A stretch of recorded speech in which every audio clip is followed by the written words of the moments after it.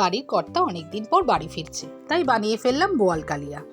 মাছ ওনার খুব প্রিয়। আমি এখানে একটু বড় সাইজের বোয়াল আনিয়েছিলাম। বোয়ালটা আমি প্রথমে হালকা করে ভেজে তুলে রেখেছি। আর এবারে কড়াইতে আমি 3-4টে মিডিয়াম সাইজের পেঁয়াজ কুচি ভালো করে ভেজে রাখলাম।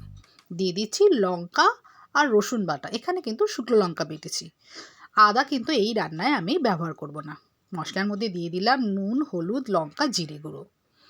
সমস্ত মশলা একসঙ্গে দিয়ে ভালো করে নাড়াচাড়া করে কষিয়ে নিতে হবে।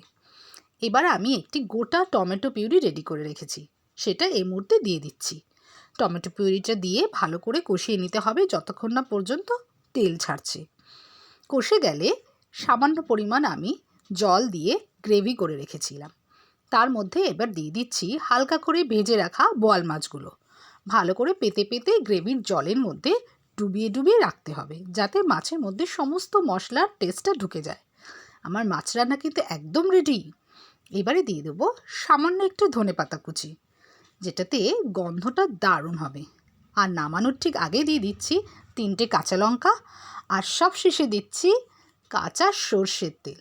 এতে কিন্তু টেস্টটা বোয়াল মাছের দারুণ খুলে যাবে। আমার কর্তা কিন্তু আজকে পেট ভরে মন ভরে খাবে। রান্নাটা কিন্তু দুর্দান্ত হয়েছিল।